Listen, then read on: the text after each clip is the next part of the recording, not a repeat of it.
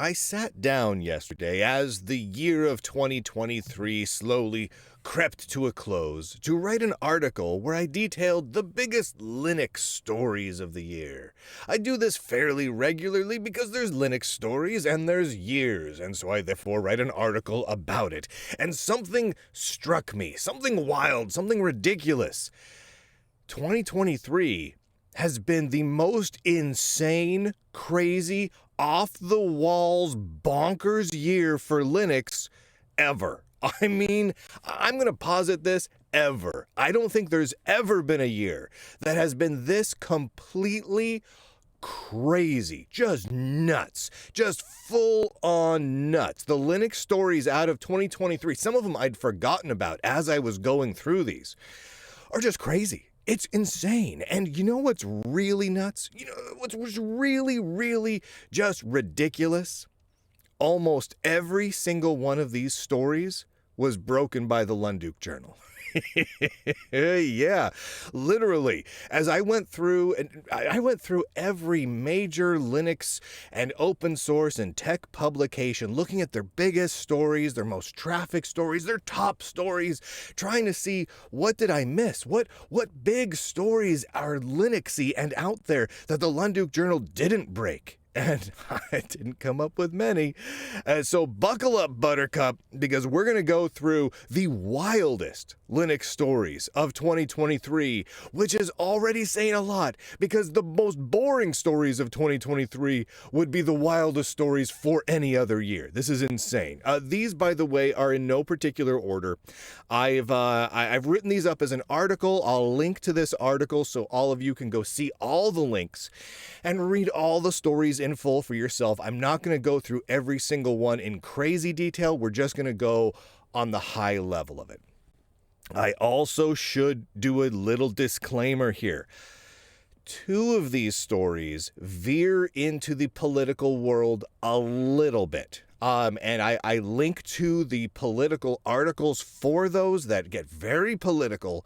However, the vast majority of these stories don't touch on politics really in any way, shape, or form. It's totally fine. But I wanted to warn people in case you're the type of person that likes to avoid politics, which I totally appreciate. So every time there's a link in these articles, for these articles, that gets a little political, I put a little warning political note next to them. All right, again, these are in no particular order. Let us begin. Let's start with Red Hat and IBM, because the big story from Red Hat and IBM this year is that there's so many stories. It is literally a full year of one disaster after another. It's crazy. So IBM purchased Red Hat, right, back in 2019. And since then, there have been a couple of interesting stories. There's been some cause for concern. There was some drama relating to CentOS. There's a lot of things that have happened in the years since then. But at the beginning of 2023, this year, stuff started right out of the gate. There was a huge number of layoffs. I want to say it was something like 4 or 5% of the total Red Hat employee base was laid off at the beginning of 2023. Not a great way to start the year. But now some of those people were people that were like the leadership positions within Fedora. So I mean, these are big Linux impacting layoffs here. And then they followed that up right away by stopping all support and work for LibreOffice. Yeah. Now Red Hat still does a ton of work in and around Linux on the server, on the desktop, etc. They do a ton, and they've done a ton for years.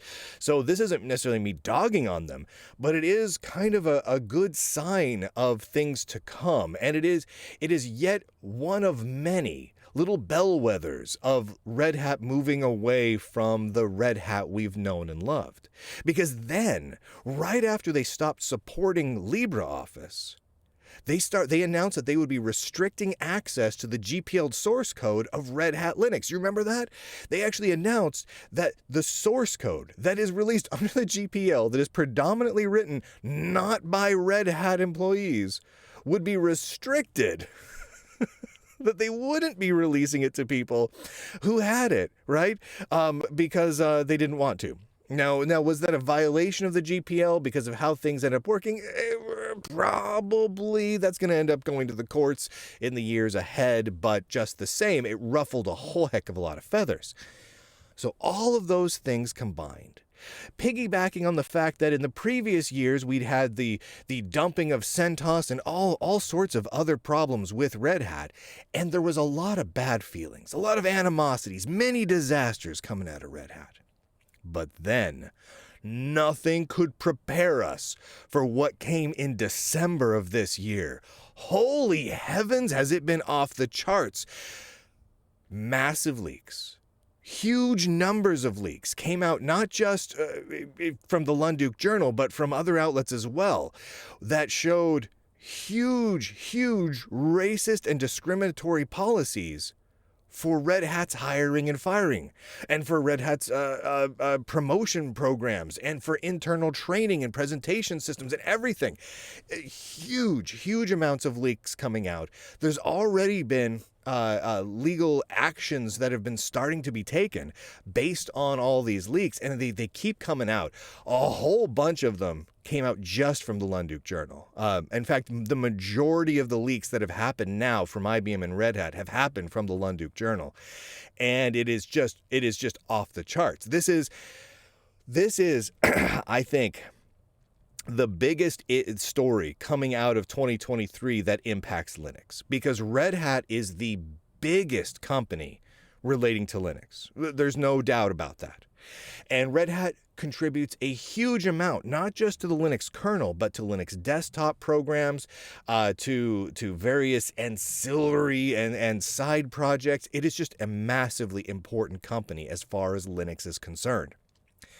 And now they're going to be having to deal with, right after having huge PR blunders and massive layoffs relating to Linux, a huge amount of backlash, not just in terms of legal action that's going to be coming against IBM and Red Hat because of their discriminatory and racist practices, which are just off the charts. I mean, it's not even something that people who are being rational can disagree with, no matter what your politics are. I mean, Red Hat and IBM have just stated basically flat out that they are racist and they are going to do racist things, and it's going to impact people's livelihoods. And it's just off the charts.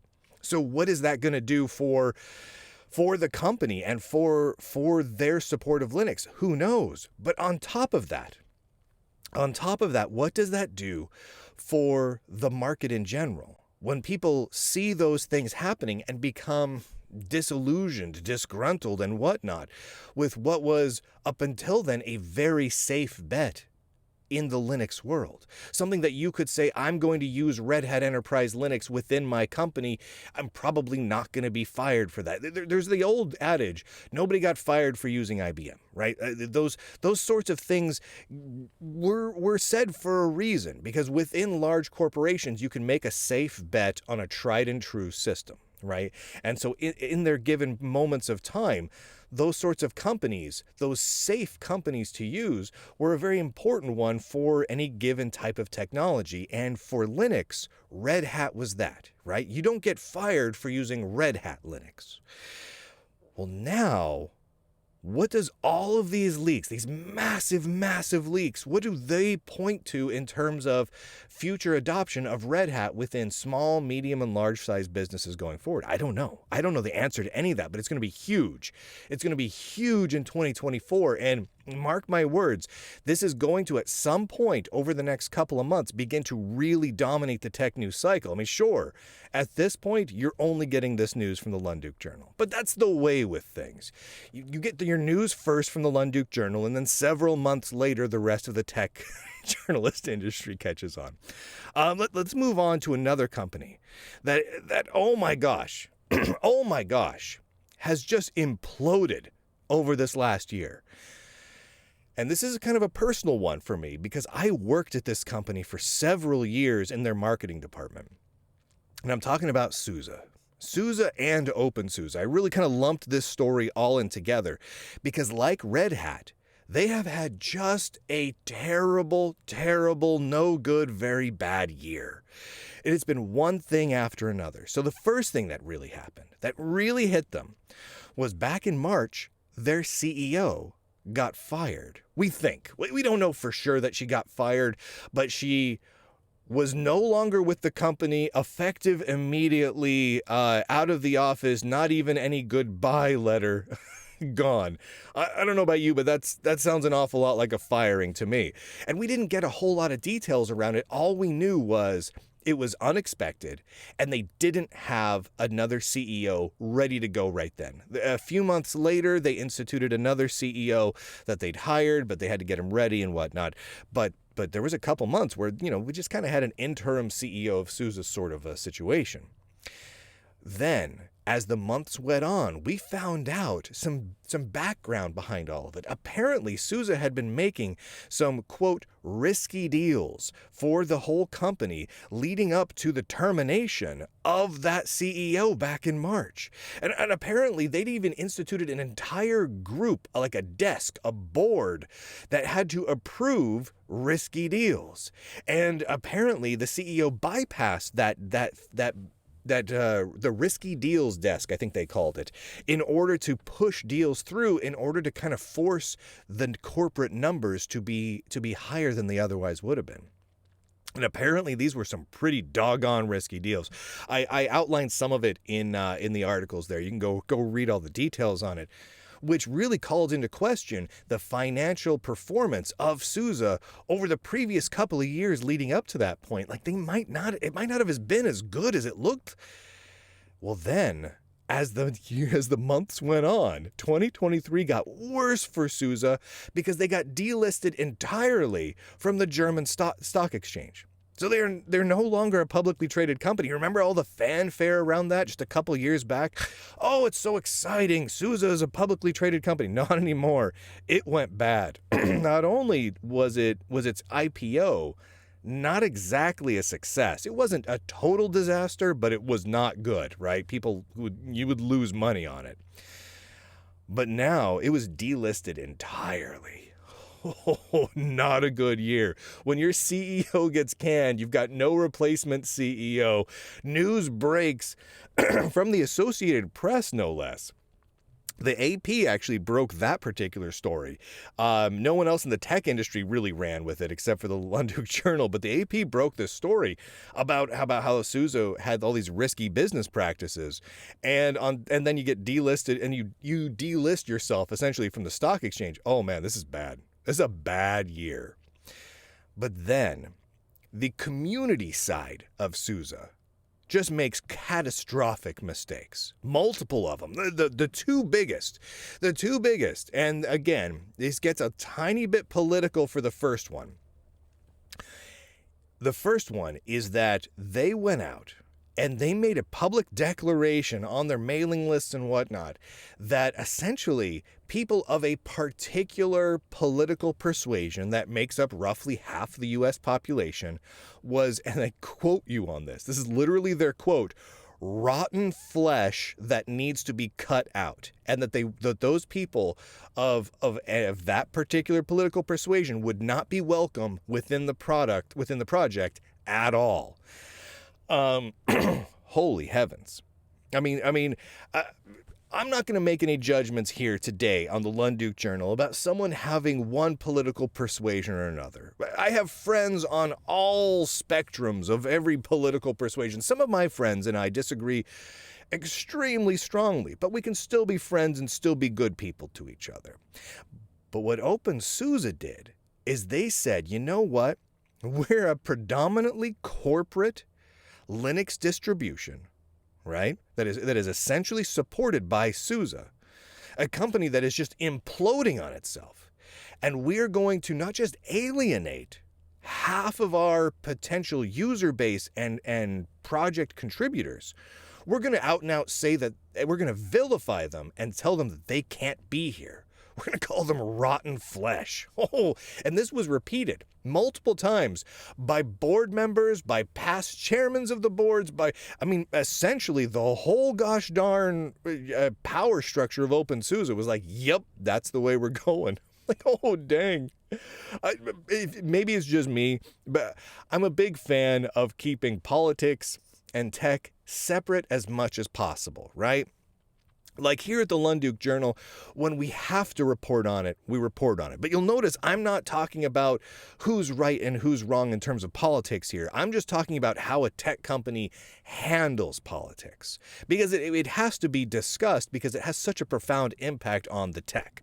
So I have links to the articles that I've written about that. But fair warning, they get very political because I have opinions and they have opinions, and I'm quoting people who have opinions, and so there's just lots of political thoughts all throughout it. So only click that link if you want to get political. But then OpenSUSE just does something stupid. They have, within OpenSUSE, a beautiful, amazing mascot. A long-standing, beloved chameleon. Those little green chameleons, man, you go to Linux conferences and you bring those plushy green chameleon. Words are hard, man. Have you tried to say words recently? It's terrible. Oh my gosh. I got to make sure I get a job where I don't have to say words. Those plushy green chameleons, nailed it. With you. You can just toss those out and people go crazy for them at conferences. I used to bring boxes of literally hundreds of those things with me to shows, and I had people jumping up and down wanting them because everyone wants those. It's like Tux the Penguin. You get a Tux the Penguin and you get the Geeko, the plushy green chameleon, and it's great to have those operating system and software mascots. It's fun. It's tons of fun. They've had it for a long time and it's recognizable. So what did they do? Well, as they were alienating half of their contributors and banning them, by the way, literally banning them from mailing lists. If they found out the political affiliation of people, they just straight up banned them if they were the wrong political affiliation. They just couldn't be involved anymore. It's crazy, including past board members. It's nuts. While they were imploding, they announced that they were going to change their mascot and their logo. They were going to change the whole thing. And they put up a big vote of a bunch of random options for the new logo, and they were just hideous as all get out. So what did they do? They took the one thing that was going good for them, and they chucked it into the toilet, and they somehow just filled the toilet with napalm and lit it on fire. So that's how things are going at SUSE and OpenSUSE in 2023. Oh, let's talk about Ubuntu for a second. Ubuntu, and this is crazy. I don't have any crazy gossip here. Canonical and Ubuntu are not, steering their ship off of the edge of a waterfall or into a giant volcano or something right here. But they are making some really significant technological changes to Ubuntu next year, and they've announced it this year. They've been working towards it, so I want to talk about that a little bit. They are changing Ubuntu to become 100% based around snappy packaging, so snap packaging, and it's going to be immutable. Now, the first release of that new system is supposed to be happening in April of 2024, and it will be optional at that point.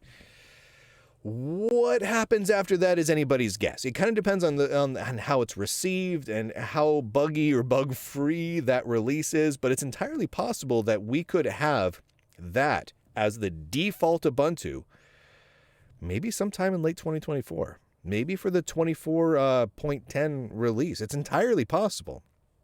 We'll see, but it's definitely moving that way in 2024, and that is going to have a really big impact on adoption of Ubuntu, both in good and bad, because a lot of people love having an immutable distro. A lot of people hate it.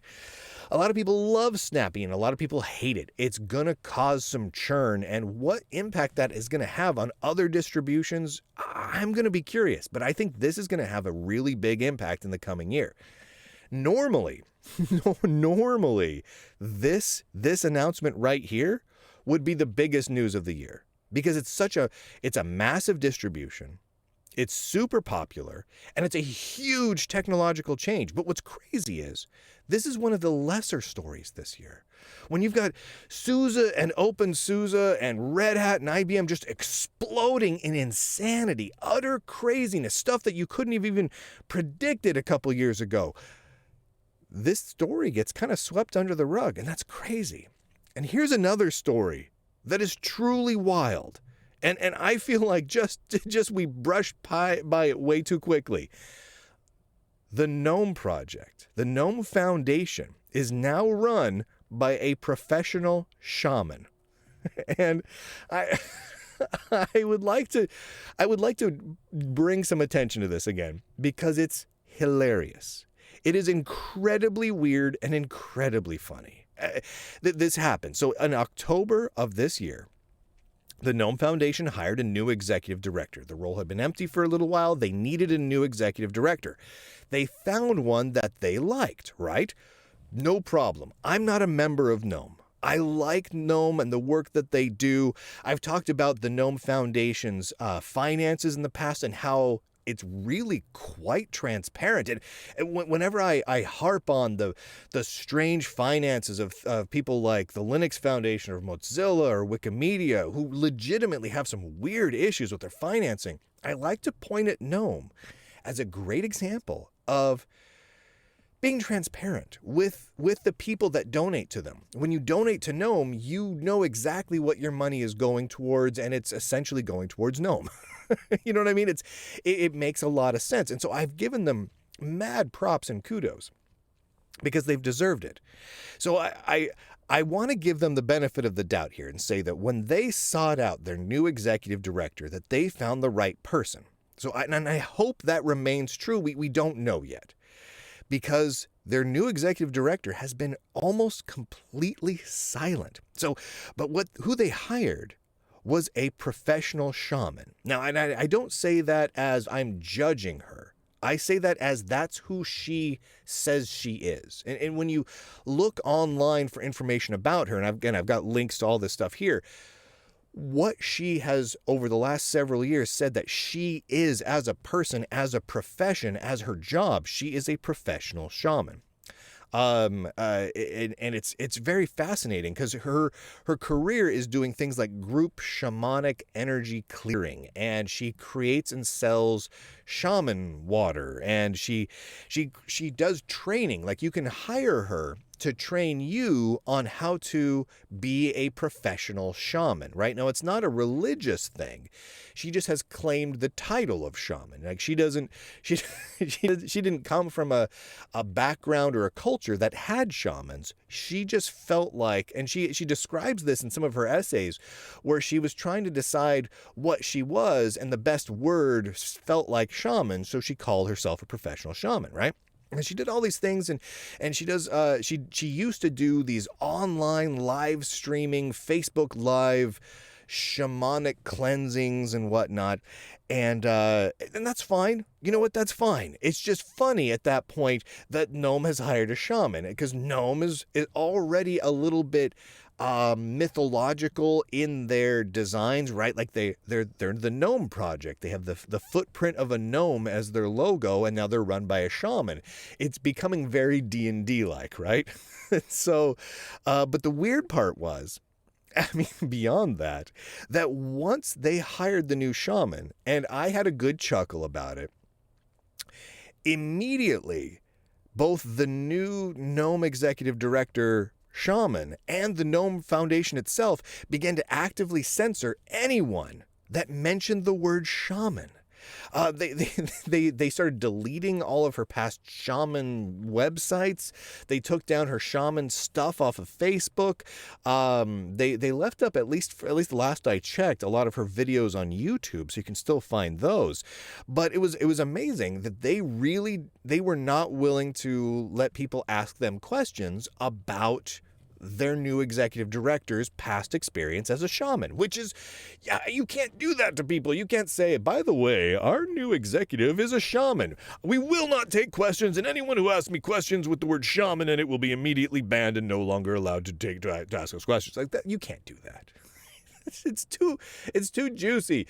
I mean, and it's totally okay. If the Gnome Foundation had come out and said, yeah, she's a professional shaman, but she also has a ton of other experience, which she does. And I don't know if it's necessarily the best experience, but she has some other experience. And they could also point to it and say, you know what? And we love that she's a shaman. We love that she declares herself a professional shaman. We could use some shamanic energy in the Gnome project. I'd be like, you know what? Okay, cool. That's what you guys want? Rock and roll? Let's see how it works out, right?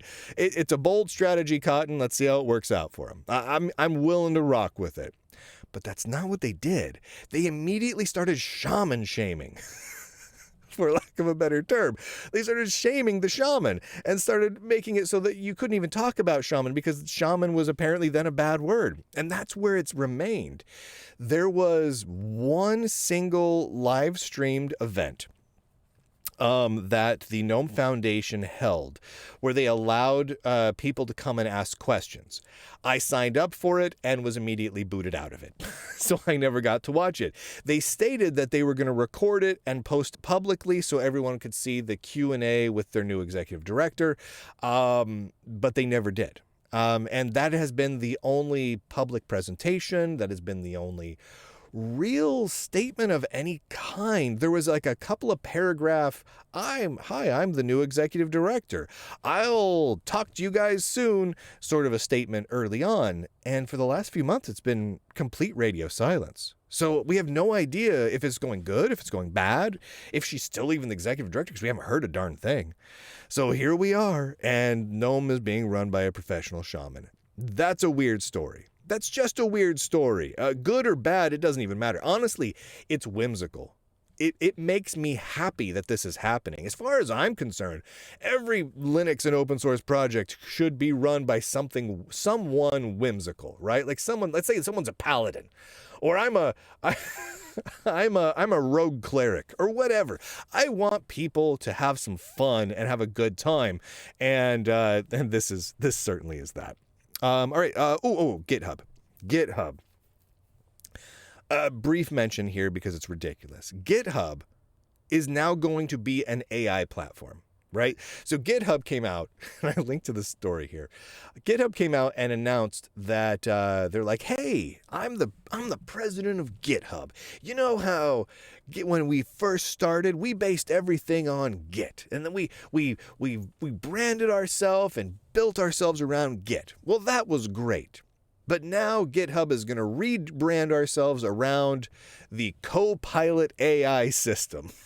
They're going to retool everything. The website, the command line tools are all going to be AI now. Everything is going to be AI at GitHub.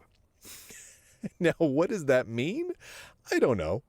It's just funny and weird. Like, it's not even a matter of me being for or against AI. It's just me wondering why a source control tool would need literally every way you interact with it to be an AI chatbot.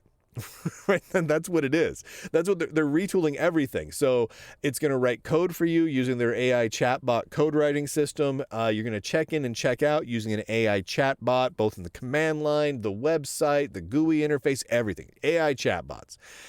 Totally weird. Now, maybe all the Linux and open source projects that are hosted on GitHub will be fine with that. And maybe it will have no positive or negative impact. I don't know. Maybe they'll all move to another different, GitLab or some other source control system. Maybe. I can see a lot of projects doing that. So it doesn't really, there's a lot of alternatives, and there's a lot of possibilities that it may not be that bad, or it could be horrible and catastrophic, who knows. But at the end of the day, it's just so fundamentally weird, and so many Linux and open source projects are hosted on GitHub that I have to mention it because it was weird. All right, that brings us to the last story here, and that is the Linux Foundation. This one is strange. So in 2022, I need to walk you through this here. In 2022, this was last December, the Linux Foundation published their annual report for last year. And when they did that, we learned that the foundation itself had reduced the spending on Linux to 3.2% of their overall revenue, right? So 3.2% of their spending went towards stuff that's related to the Linux kernel. Okay. Now, as the year 2023 went on, a bit of news came out that the Linux Foundation and the Linux kernel maintainers the Linux kernel maintainers were going to be dropping long-term support versions of the Linux kernel.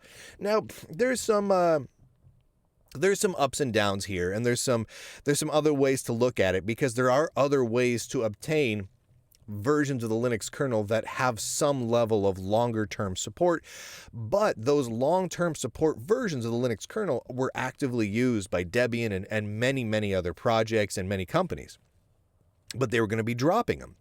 And the reasons given were many and varied, but what it really all boiled down to was time and energy and money that really needed to be spent elsewhere, right? So I made the point back when this was happening that this seemed like, because the Linux Foundation had continued to decrease their spending on Linux, and they were now dropping various parts of Linux kernel support, that it seemed like the Linux Foundation was kind of withdrawing from the Linux side of things to focus elsewhere. And I pointed to all the other projects that they put money into, right? Like the artificial intelligence and Bitcoin and vaccine passports and so many different things that they spent more money on than the Linux kernel itself. The backlash from that was almost instantaneous. Greg Crowe-Hartman and a few other Linux kernel maintainers made statements that was just lambasting me, right? Saying, no, I was way off target.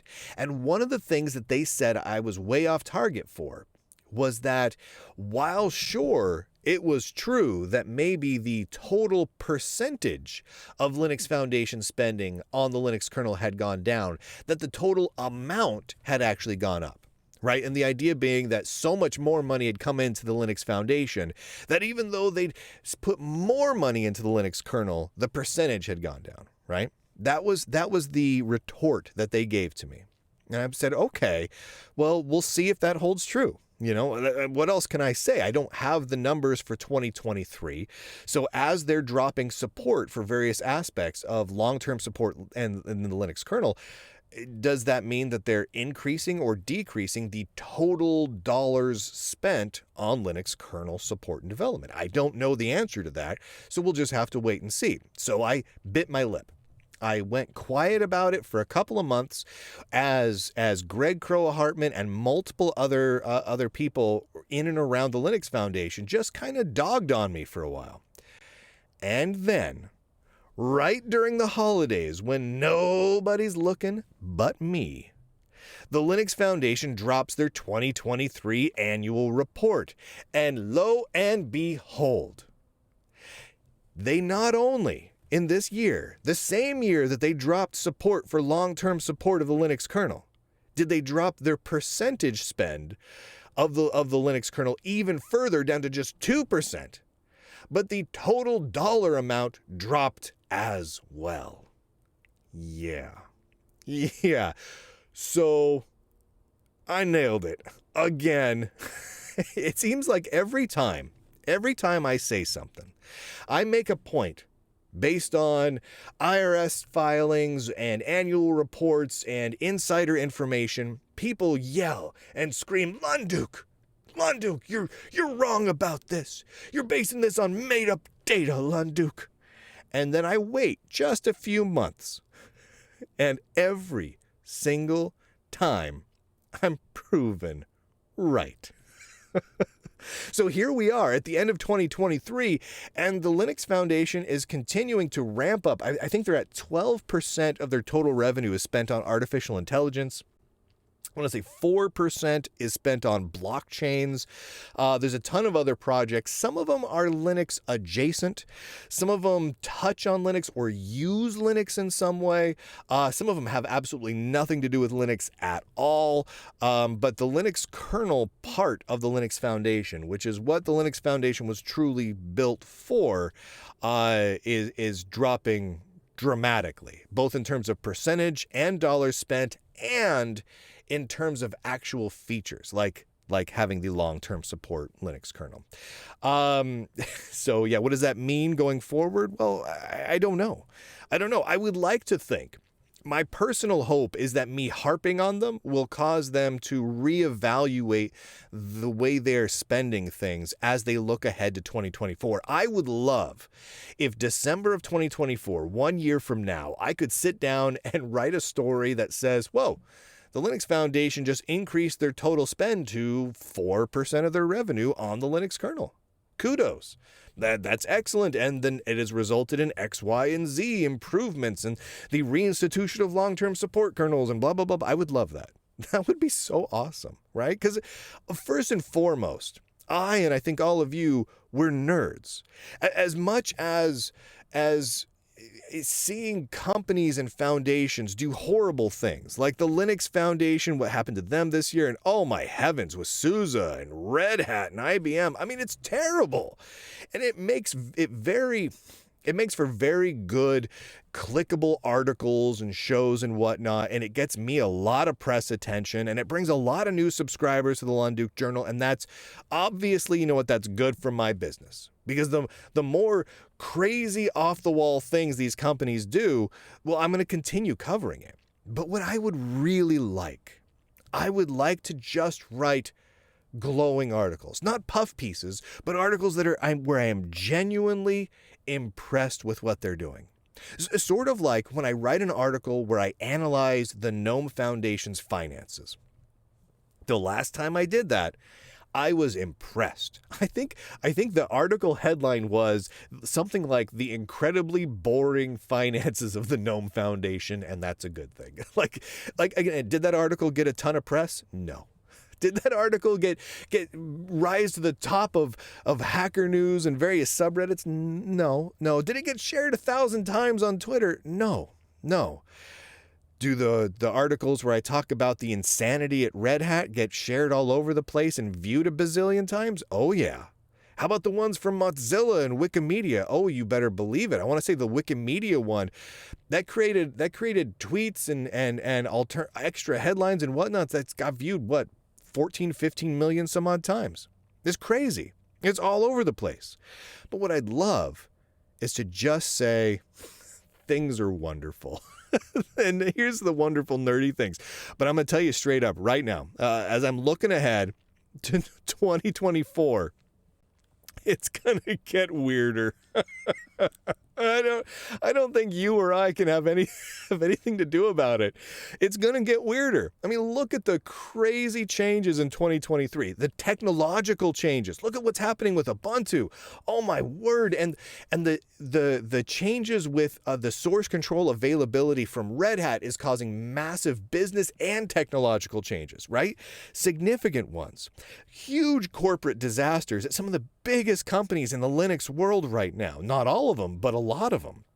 And I already know, because I know, that there is more leaks coming from other companies in the Linux and tech world over the next couple of days and weeks, right? So 2023 is ending, and the whole thing with all the leaks from Red Hat and IBM, that's not even done yet.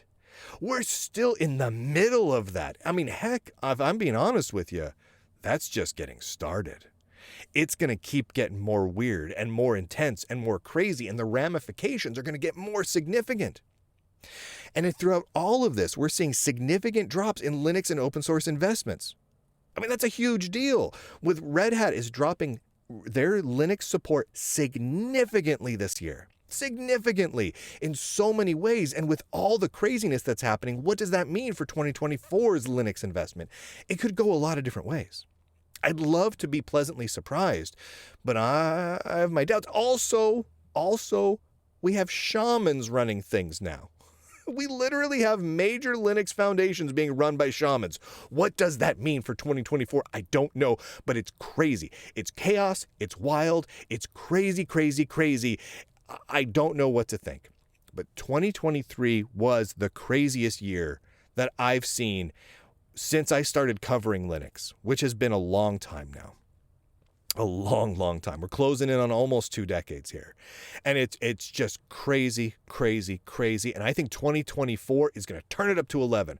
I think we're going to spinal tap the heck out of 2024.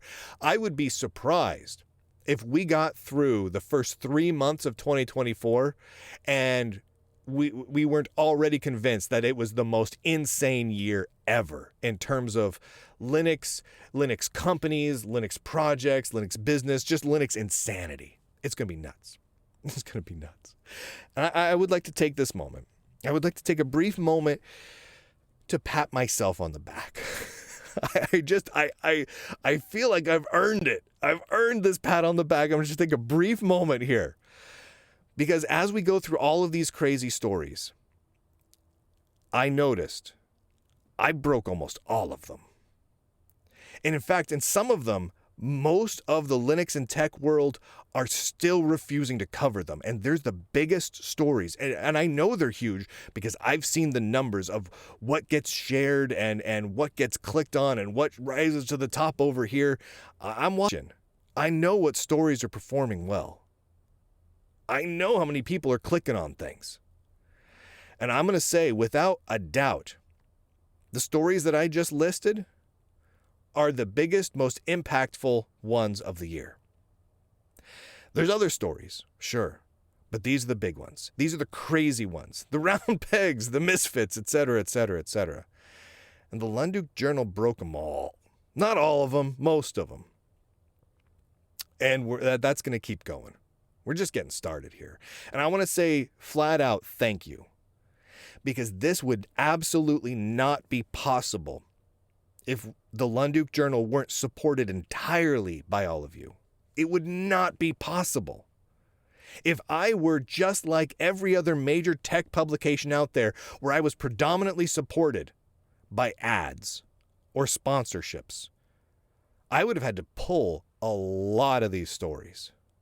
I would have had to pull my punches. I would have had to keep some of these details out, even if I covered some of them.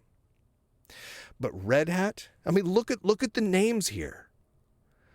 Over this year, I mean, this doesn't even include the crazy stuff I've covered on Wikimedia and Mozilla and so many others, but GitHub and Microsoft, the Linux Foundation, Gnome, Ubuntu and Canonical, SUSE and OpenSUSE, Fedora, Red Hat, IBM. I mean, these are some of the biggest advertisers for Linux publications. And a Linux publication that makes all these advertisers mad by telling the truth, by sharing information provided from whistleblowers, from confidential whistleblowers within the companies, you can't exist. I would be out of business if I was a marketing-driven company. If I ran ads and that's how I put food on the table, I would be out of business right now. Because Red Hat and IBM and Microsoft and everyone else would have all pulled their ads. It would have been nuts. And all of the major tech publications, even the ones that have like some sort of a subscription system or whatnot, they all are predominantly supported by ads or running articles that are essentially ads, but they pretend to be articles. It's true. None of them are able. They are simply not able to tackle these stories. It's not doable. Where's that title at? These are wild stories. And these are important stories because not only to be fair, the whole Gnome Shaman thing, that's probably in the end of things not all that important. maybe their executive director will do well, maybe the Gnome executive director won't do well. But the fact that person is also a shaman is more whimsical and fun than anything else. It really probably doesn't have all that much to do with the person's performance. We'll find out. But the other stories, massive impact across the board. I think if you look at all these stories, the only story that I'm talking about here that the other outlets have picked up on is the fact that Ubuntu is moving over to an immutable base and going 100% snappy packaging. That is the only story of the craziest stories of the year that the other outlets are actually covering. And again, it is entirely because of all of you. So thank you from the bottom of my heart. I could not do this without you. And that's not some sort of weird platitude. It's just practicality. It would not be possible without every single one of you contributing and becoming a subscriber. Not possible. So for those of you who haven't yet, do it. Do it. You want more of this. You know you do. And those of you who already are, high five yourself. because you made every single one of these stories possible. And I'm going to tell you right now, some of these stories are going to have a gigantic impact on the year ahead, because they already are making a profound impact right now inside some of these companies. And we'll have a lot more information on that in the days ahead. So thank you, everyone. It has been a great 2023. It's been great for the Lunduke Journal. It's been a lot of fun for Linux.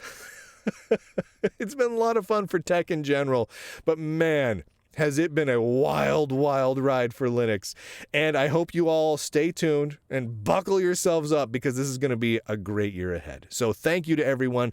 Go grab yourself a subscription. Go to lunduke.locals.com or go to lunduke.com. There's all the details there. Grab your subscription, by the way, before January 1st. On January 1st of 2024, I'm increasing the subscription price to match inflation. So if you want to get locked in at the lower price for a monthly, yearly, lifetime subscription, any of it, go do it now before New Year's Eve. When the clock strikes midnight on New Year's Eve and it becomes January 1st, I'm going to be going into every system I have and incrementing all of the different subscription prices just a little bit. But if you've already got a subscription, you're locked in. You get the lower price. Now, if you want to wait until January 1st, like around lunchtime, and then get a subscription and pay me more money, that's totally fine with me. But if you want to save a couple of bucks, and in the long term save quite a bit actually, I recommend you go grab it now. Support this work. Support literally the only really independent tech publication out there at this point. No one's doing this stuff, baby. Feels good, baby. 2024 is going to be fun. All right, everybody. I love you all. You are all the most fantastic nerds on this green earth, or any other earth for that matter. And with that, ladies and gentlemen, boys and girls, nerds and nerdettes, I do declare, end broadcast.